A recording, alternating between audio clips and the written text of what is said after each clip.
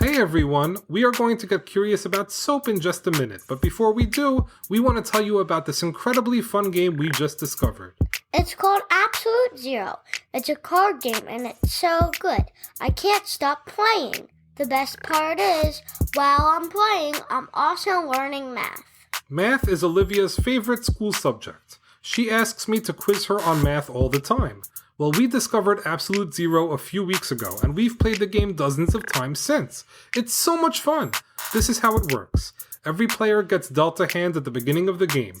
Each card has a value from -12 to +12. One by one, each player gets to add and remove a card from their hand. The winner is the first player that has a hand with numbers that add up to 0. Isn't that awesome? In most games, you need to be the player with the most points to win. In this game, you need to get to 0 by adding the positive and negative cards in your hand. What could be better than having loads of fun and learning math at the same time? I don't know. Learning and having fun at the same time is what Curious Kid Podcast is all about. We want our listeners to have as much fun as we did playing Absolute Zero. So we are giving away 2 prize packages. And check this out. The prize packages will include Absolute Zero, which is absolutely amazing. But it will also include 2 other incredible and educational card games that you're going to love, called 10 Fish and Hunch. You might be wondering how you can win one of the prize packages. It's really simple. All you have to do to win is send an email to CuriousKidPodcast@gmail.com and let us know which episode of Curious Kid Podcast is your favorite. That sounds like a fun thing to do, but in the spirit of Absolute Zero, let's add some math into the mix. If you want to win 3 super fun card games, let us know which of our 135 episodes is your favorite. But here's the catch. You have to tell us which episode is your favorite using exactly 21 words. Any listeners that let us know which episode is their favorite in 21 words will be entered into the contest. We will randomly select 2 of those listeners and send them Absolute Zero, 10 Fish, and Hunch. Be sure to let us know the email you're sending us is for the contest by adding a subject to the email that says, I love math. You have 21 days to let us know which is your favorite episode in 21 words. We are going to announce the winners in our May 23rd episode, Curious About Water.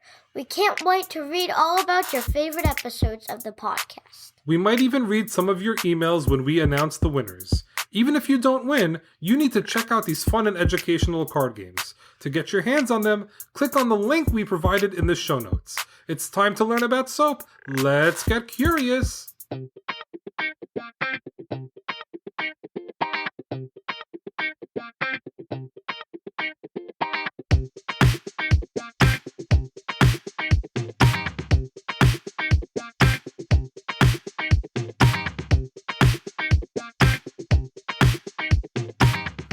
Hello, and welcome back to the Curious Kid Podcast.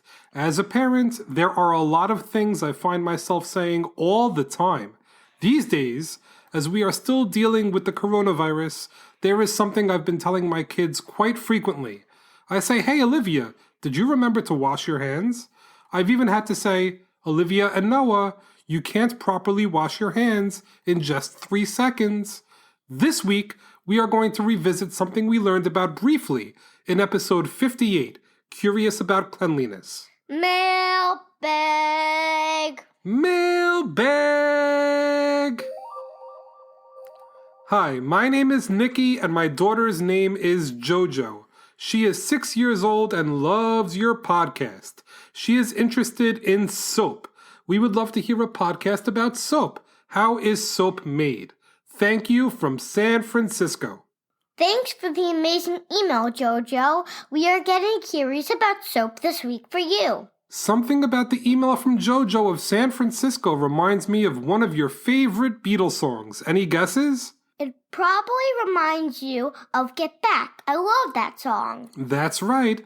Jojo left his home in Tucson, Arizona for some California grass. It's fun to get an email from Jojo of California. Let's get curious about soap. What's the question of the week?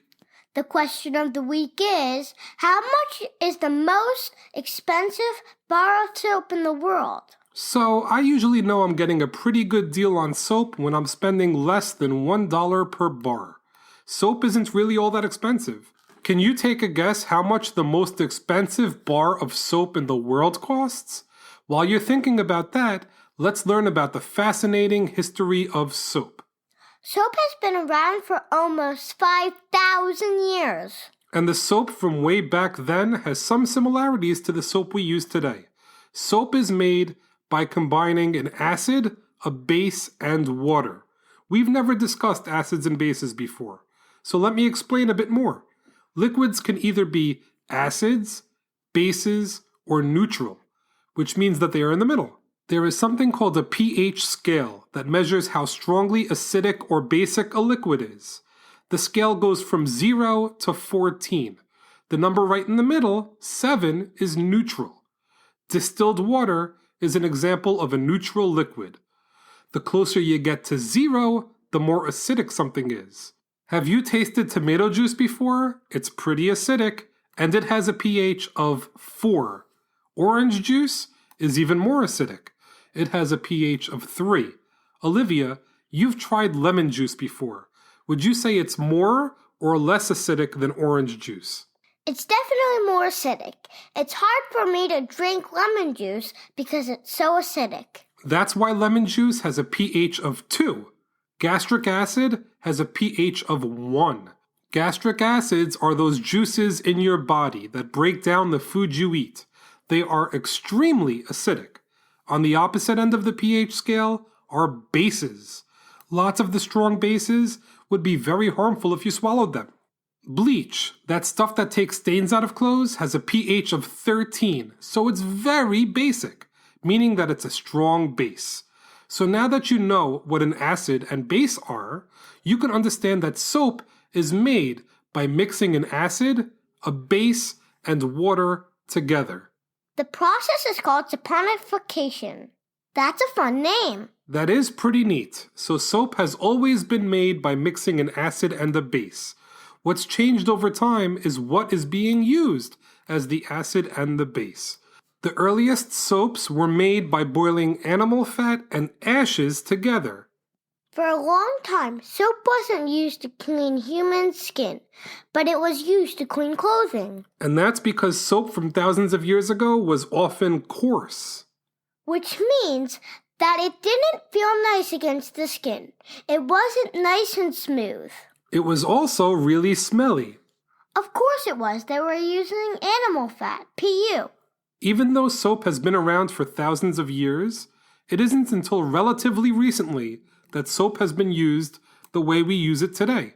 Here's an interesting piece of history. Back in 1837, a company by the name of Procter & Gamble was created by soap manufacturer James Gamble and candle maker William Procter. Procter & Gamble still exists today, and chances are you've used a Procter & Gamble product. If you've used Bounty paper towels, Yep. Charmin toilet paper, Yep. Crest toothpaste, Yep. Gillette shaving products, Nope.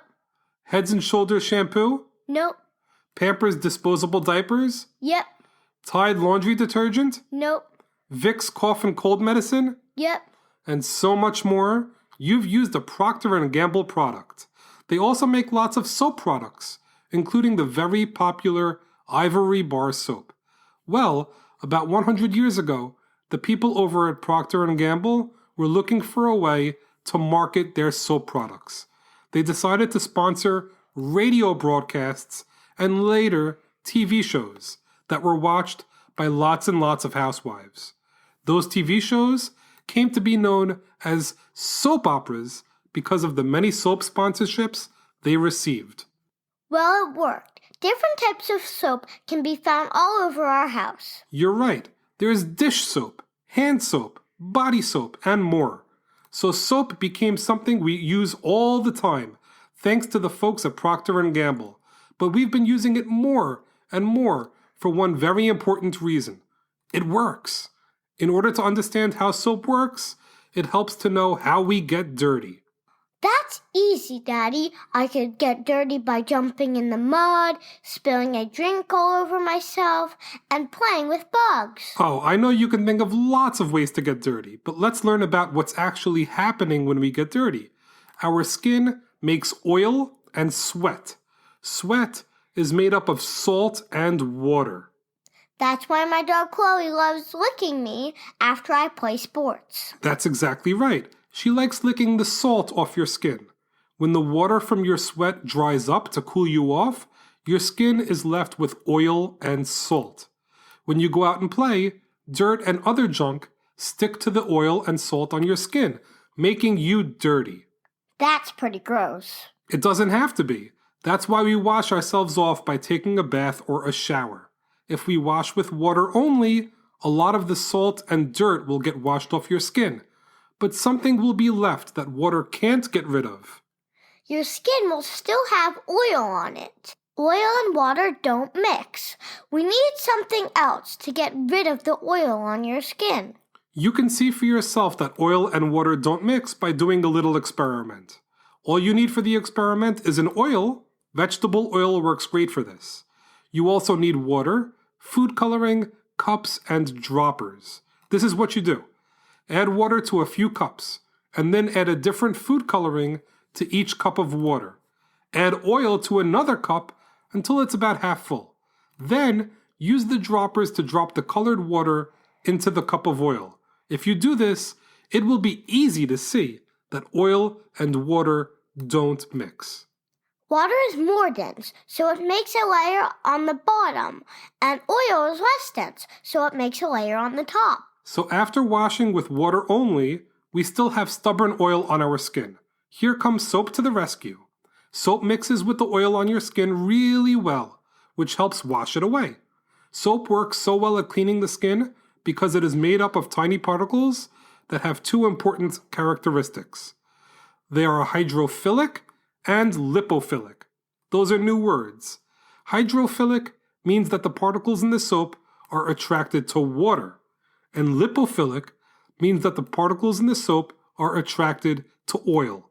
These two characteristics of soap make it perfect for mixing with the water in the shower or tub and the oil on your skin to wash the oil and other yucky stuff off your skin and down the drain. Washing your hands has become even more important because of the coronavirus. You should wash your hands frequently. I remind Olivia and Noah to wash their hands before they eat, after they play outside, and now because of the coronavirus, I remind them to wash their hands anytime they've touched something that could have been recently touched by somebody not living in our house. When you wash your hands, be sure to wash for at least 20 seconds with soap and water to make sure your hands are nice and clean. If you sing the ABCs nice and slowly while you wash your hands, it should take you about 20 seconds. The nice and slowly part is really important. If you sing it as fast as you can, you probably won't do a great job washing your hands. All right, Olivia, let's get to the question of the week. How much would it cost for me to buy the most expensive bar of soap in the world? The most expensive bar of soap in the world cost $2,800. You can't be serious. I would rather take the family to Disney with that much money, but maybe that's just me. If you were interested in buying the $2,800 soap, it is called the Bader Hassoun and Sons soap. It is made in Lebanon, and ingredients include olive oil, virgin honey, pure gold dust, and it is embedded with diamonds.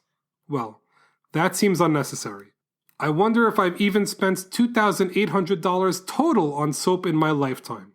Well, that's a wrap for this week's episode. Thanks so much for listening to this week's podcast, number 135 on soap. Great job, Olivia, and great job, Jojo, for the squeaky clean topic suggestion. Let us know what you're curious about by sending an email over to CuriousKidPodcast@gmail.com or leaving a voicemail for us at 856-425-2324. Next week, we are going to cover a topic that is not quite as clean as soap. We are going to get curious about gasoline for a listener in North Carolina. As always, Thank you so much for listening and getting curious with us.